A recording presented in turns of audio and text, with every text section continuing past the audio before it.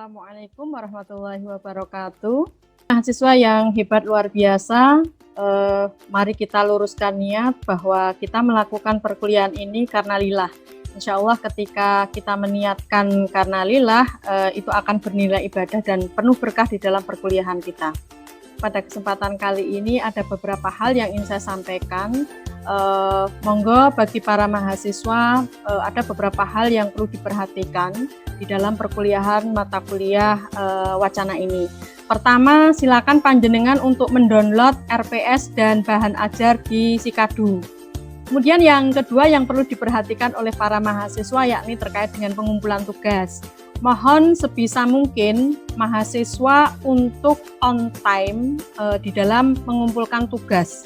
Kemudian di dalam proses perkuliahan wacana ini saya akan mengkombinasikan ataupun menggunakan blended learning di dalam proses pembelajaran ini.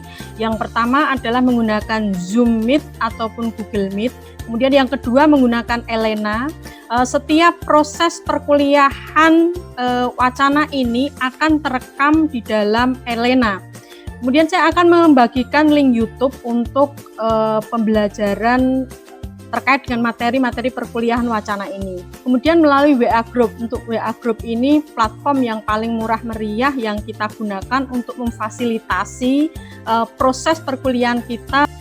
Kemudian yang berikutnya, para mahasiswa yang hebat, luar biasa, ada banyak referensi yang kita gunakan untuk mendukung perkuliahan wacana ini. Apa saja? Yang pertama terkait dengan buku-buku wacana. Nanti termasuk kalau misalkan mau meneliti kaitannya dengan wacana kritis juga ada buku-buku tersendiri yang mendukung. Kemudian yang kedua terkait dengan artikel jurnal. Artikel jurnal ini bisa artikel jurnal baik nasional, internasional ataupun dalam bentuk proceeding.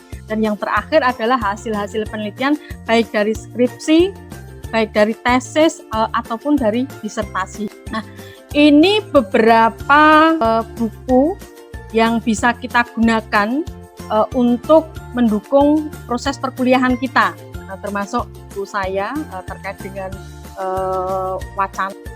Nah, kemudian apa saja materi yang akan kita pelajari di dalam mata kuliah wacana ini? Tentu terkait dengan konsep ataupun kajian dari wacana ini akan menjadi bagian daripada materi yang akan kita sampaikan di dalam perkuliahan analisis wacana ini.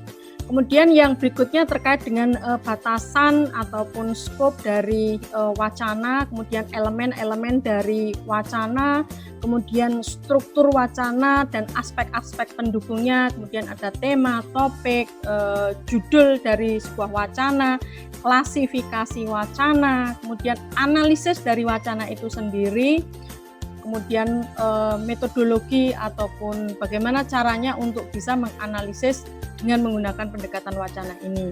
Dan yang terakhir adalah studi lapangan ya, ini terkait dengan riset, bagaimana aplikasinya ketika kita mendapatkan suatu data terkait dengan wacana, kemudian aplikasinya ataupun bagaimana realnya nanti ketika dikaji dengan menggunakan pendekatan wacana ini. Untuk mengawali dari perkuliahan ini, kita mungkin akan belajar terkait dengan konsep dasar. Wacana ataupun discourse itu berasal dari bahasa Sanskerta, yakni watch, walk, dan fact, yang artinya apa? Saying or telling, yakni mengatakan ataupun mengujarkan. Jadi ujaran, perkataan itu masuk di dalam kategori konsep dasar dari wacana kalau merunut pada bahasa Sanskerta. Kalau kita membaca dari beberapa buku literatur yang ada, antara para ahli satu dengan ahli yang lainnya, entah itu Alwi, Tarigan, Krida Laksana, Kinevi, ataupun pakar-pakar yang lain, memberikan batasan yang berbeda-beda secara redaksionalnya. Tetapi pada dasarnya memiliki konsep yang sama terkait dengan batasan, definisi, ataupun konsep dasar yang disematkan pada sebuah wacana itu sendiri. Yang pertama adalah terkait dengan satuan bahasa yang terlengkap dan terbesar di atas kalimat.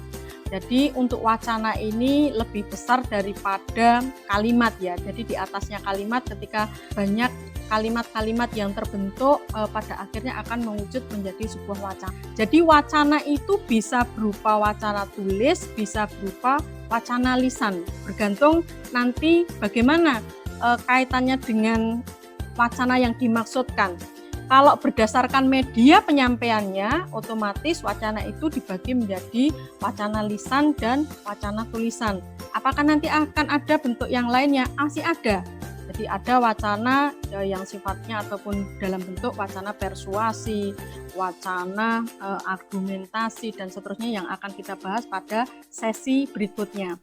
Demikian pengantar perkuliahan analisis wacana pada hari ini. Cukup sekian, terima kasih. Assalamualaikum warahmatullahi wabarakatuh.